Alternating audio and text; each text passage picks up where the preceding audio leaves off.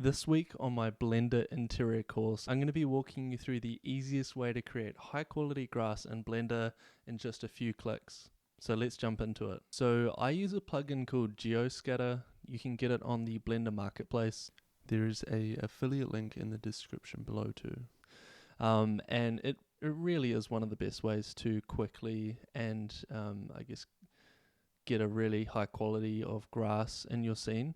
I definitely recommend getting a few good products if you're wanting to take Blender seriously, because while Blender is free, there are some really good products that cost money, but they actually save you a bunch of time.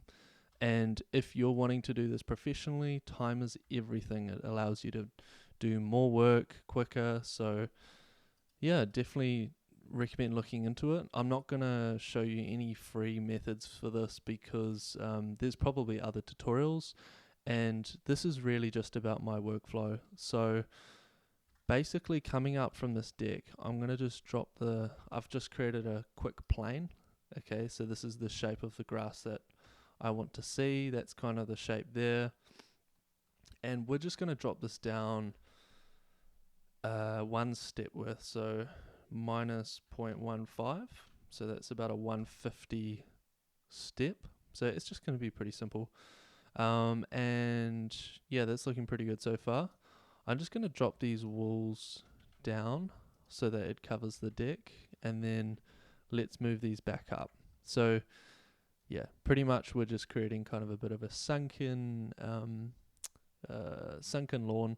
I think I might actually do like a pool here as well, but for now we're just going to do a pretty basic grass lawn. So we're just going to do a simple unwrap. We're going to add a base texture to it. So while the grass is really good and it looks really nice, you still actually need something underneath, because yeah, otherwise you'll just see this white plane and it doesn't look very good. So now that we've made this this plane, we're just going to go across to Geoscatter if you have it installed. Yeah, I think I might go with I might just try Lawn 01 and just see what that looks like. So as you can see, it kind of just imports all the different layers of grass that you typically see, and that's looking pretty good.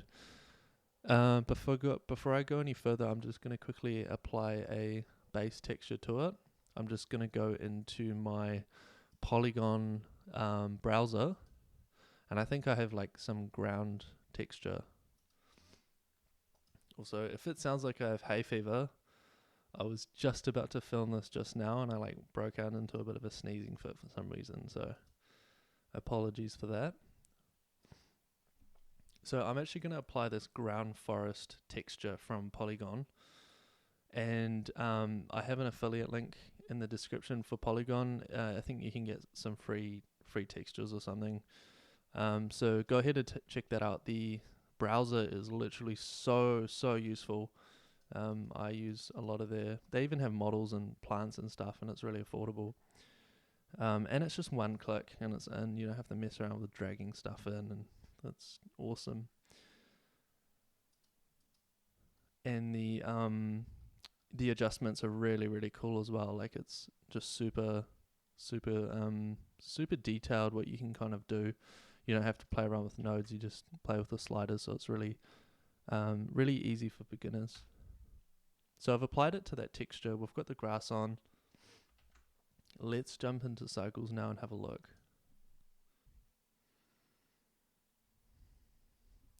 So that's looking pretty good. I'm just going to zoom in a little bit. I mean, honestly, that grass is looking pretty realistic. I'm going to keep zooming in. You can see the timber joinery. It's got a bit of detail to it. The deck has got some nice variation. That's from the last episode. Check out how we did procedural wood decking. It was really cool. And let's just zoom out a little bit, and we're going to get a bit of a closer look on the lawn and just see the kind of quality that you can get in literally a click. Like I'm not exaggerating this. This is one click. You've got some leaves in here, you've got like some weeds, you've got normal grass, you've got dry grass, dead grass.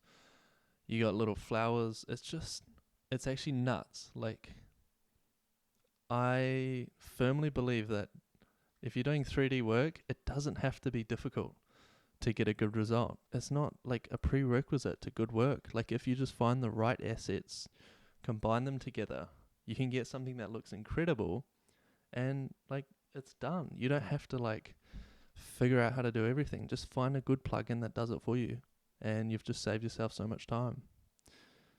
So if you guys have found this useful, I highly recommend checking out my Instagram at Oliver Higgins Architecture if you want to see the kind of work I produce as a professional. And also check out my Discord. You can have a chat with me and post your renders in there and have the community help critique your work. So we're always very welcoming and just want to help you reach that next level. So thanks for watching, and I'll see you guys next week. Cheers.